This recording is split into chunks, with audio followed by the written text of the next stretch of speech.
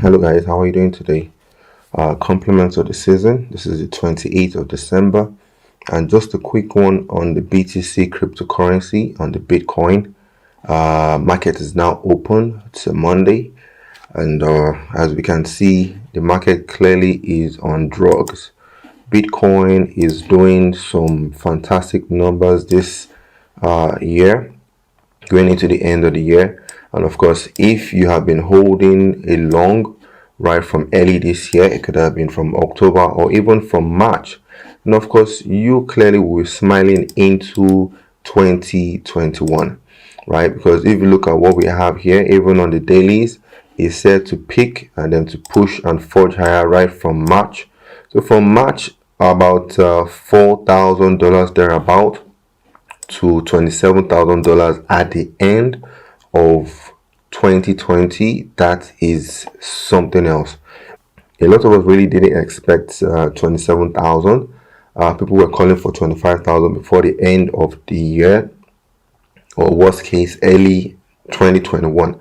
But now we are 27,000. And of course, the market has been leaving a lot of gaps behind.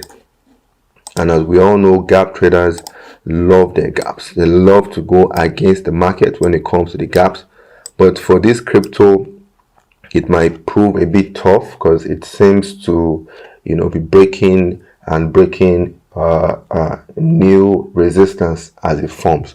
But one thing I want to state is, as it keeps on breaking new resistance, the more it doesn't go back to test the resistance, the stronger the pull is to that area. I don't know whether you understand what I'm trying to say. The further it pushes, like look at this break, we had the break here, fine, quite all right. It more or less came back to test this area here, if you look very well. But now we had a nice clean breakout and no test of this former resistance, now turn support.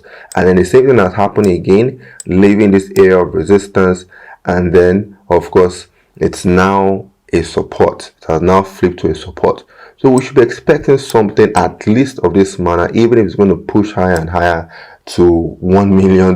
I don't know, right? But we need to understand how price works. Let me just clean up this looking a bit messy. We need to understand how price moves, whether it's trending upwards or trending downwards. Once you understand how price is moving, then you'll be able to position yourself accordingly and then try to get something out of it. This Bitcoin, let's put it this way, the whole world now seems to be paying attention more to the cryptos, right? People didn't believe it would last this long, but well, look here, it's making people fortunes, and of course everybody wants a piece of this cake. So from what we have here, from this fresh data that we have, don't forget today is 28th. I would expect probably things to maybe on a sideways manner, maybe going into early January, maybe within a week or two, we might see it just slow down a bit. You remember, anytime we have a bust out, we expect the market to do something of this.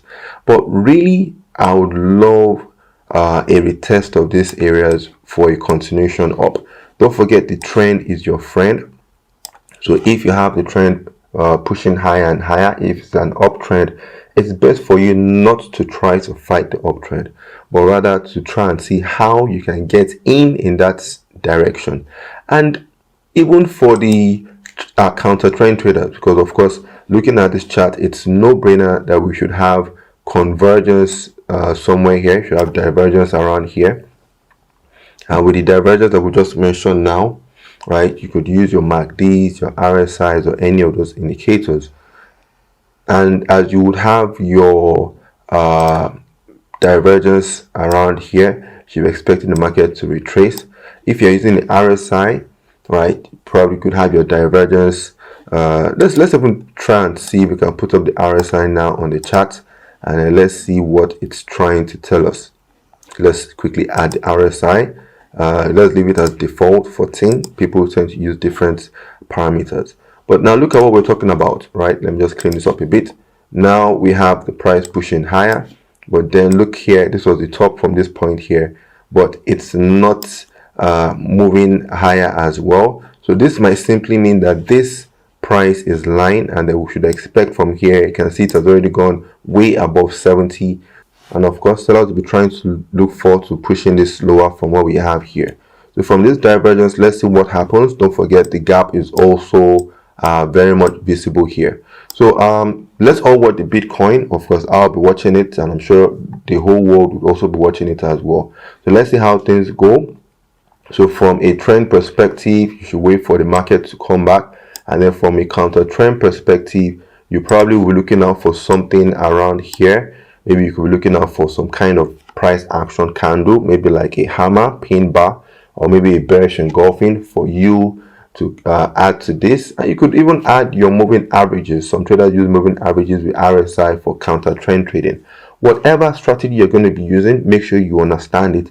Also make sure that you're using good enough stop loss, and of course your risk management is well calculated. I'll do another video just to explain what's happening here further, and then hopefully we could see how we can tap into it if you're a trend or a counter trend trader.